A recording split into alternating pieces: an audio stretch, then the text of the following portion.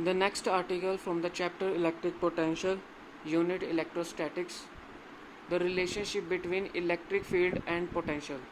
हमने electric field और potential, electric potential में रिलेशन फाइंड आउट करना है. क्वेश्चन आपको किस तरह से आएगा? Show that the electric field at any point, electric field means E vector, electric field at any point equals to the negative of the potential gradient. Negative of the potential gradient means minus dv divided by dr. ये जो dv by dr है इसको हम potential gradient बोलते हैं. ये हमने show करना है. तो इसको कैसे फाइंड आउट करेंगे? इस रिलेशन को कंप्यूट करना है आपने electric field from the electric potential. Consider the electric field due to a charge positive Q located at the origin O. अब ये आपके पास ओरिजिन पे एक पॉजिटिव क्यू चार्ज है, यहाँ पे आपने इलेक्ट्रिक फील्ड फाइंड आउट करना है. कंसीडर करना है कि इलेक्ट्रिक फील्ड जहाँ पे पॉजिटिव क्यू चार्ज की वजह से इलेक्ट्रिक फील्ड जो प्रोड्यूस होगा that is at the point origin O. Let A and B B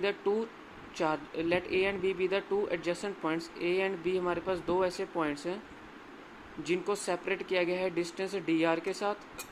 और जो ए पॉइंट है वहाँ पे पोटेंशियल क्या है v, और जो बी पॉइंट है वहाँ पे पोटेंशियल क्या है v प्लस डी वी.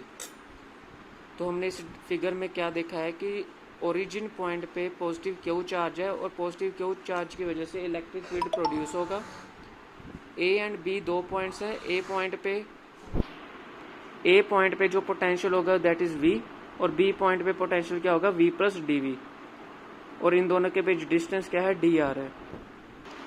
ये जो दोनों ए एंड बी पॉइंट्स हैं they are so close that the electric field between them remains constant.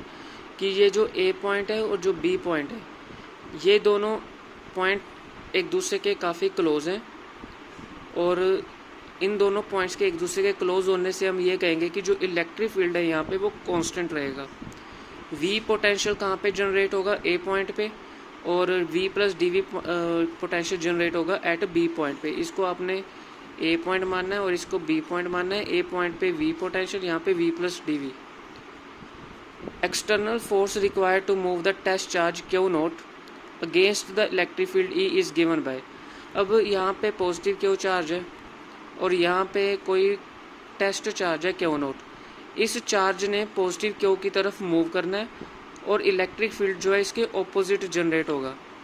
ये जो टेस्ट चार्ज है इस टेस्ट चार्ज ने पॉजिटिव क्यू पॉइंट की तरफ मूव करना है, ठीक है, और जो इलेक्ट्रिक फील्ड है वो ऑपोजिट जनरेट होगा अगेंस्ट द इलेक्ट्रिक फील्ड. तो फोर्स क्या होगी, कितनी फोर्स लगेगी, कितनी एक्सटर्नल फोर्स लगेगी कि ये जो क्यू नोट टेस्ट चार्ज है ये पॉजिटिव क्यू की तरफ मूव करेगा. तो एक्सटर्नल ई क्या होता है आपके पास? इलेक्ट्रिक फील्ड का आपको पहले फॉर्मूला पता होना चाहिए, F divide by Q naught. तो एफ क्या हो जाएगा? E multiply Q naught. अब ये जो इलेक्ट्रिक फील्ड है against the test charge move कर रहा है तो यहाँ पे माइनस लग जाएगा. वर्क डन क्या होता है? वर्क डन कितना लगेगा फ्रॉम ए टू बी? यहाँ पे जो टेस्ट चार्ज मूव होगा वर्क डन होगा फोर्स इनटू डिस्टेंस. फोर्स की वैल्यू जो आपने यहाँ पे कैलकुलेट की है इसको आप यहाँ पे सब्सटीट्यूट कर दोगे, यहाँ पे क्या लगेगा डी आर. तो हमारे पास क्या होता है?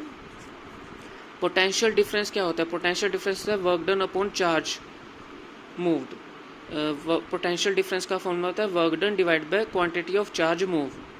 तो यहाँ पे वर्क डन क्या आ जाएगा? V multiply Q, potential difference multiply Q.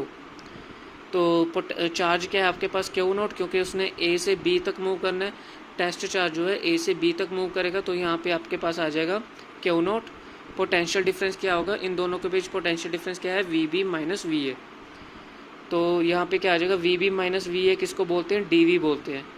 Equate करने हैं दोनों वर्क डन्स को, एक ये वाला वर्क डन और ये वाला वर्क डन. इन दोनों को आपने इक्वेट करना है, इन दोनों वैल्यूज़ को हमने इक्वल कर देना है. क्यू नोट तो कैंसिल हो जाएगा और ई क्या आ जाएगा? Minus D V by D R. तो यहाँ पे हमारे पास रिलेशनशिप आ गया है electric field and electric potential के बीच. जो quantity D V by D R है उसको हम क्या बोलते हैं? Rate of change of potential. इसको हम बोलते हैं rate of change of potential with distance. तो इसका डेफिनेशन होती है पोटेंशियल ग्रेडियंट की.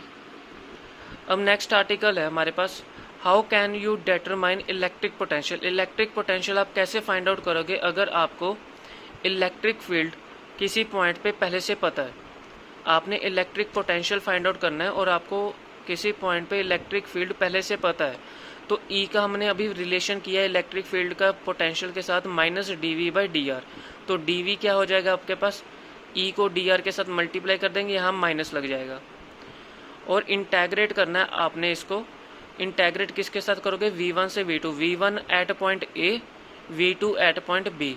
तो इसका इंटेग्रेट करोगे और r1 डिस्टेंस हो जाएगा टेस्ट चार्ज का, a पॉइंट तक डिस्टेंस हो जाएगा r1 वेक्टर, और टेस्ट चार्ज का b पॉइंट तक डिस्टेंस हो जाएगा r2 vector, that is e vector dr vector. इन दोनों का आपने इंटेग्रेट करना है।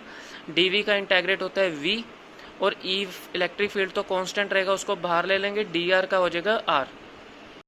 तो dv का इंटेग्रेट क्या होता है हमारे पास, dv का इंटेग्रेट होता है v, और यहाँ पे इंटरवल लग जाएगी v1 से v2 तक, तो ये आ जाएगा आपके पास v2 माइनस वी1। पहले आप v2 यहाँ पे सब्सटीट्यूट करोगे, फिर माइनस, फिर v1 सब्सटीट्यूट करोगे, तो v2 minus V one equals to minus r1 vector, r2 vector, e vector dot dr vector. तो यहाँ पे आपके पास इलेक्ट्रिक पोटेंशियल क्या आ जाएगा, ये आ जाएगा V R vector minus infinity से आर वेक्टर, क्योंकि जो टेस्ट चार्ज है वो मूव करेगा इन्फिनिटी टू द पॉइंट, तो ये आपके पास आ जाएगा इन्फिनिटी से आर वेक्टर तक E vector dot D R vector.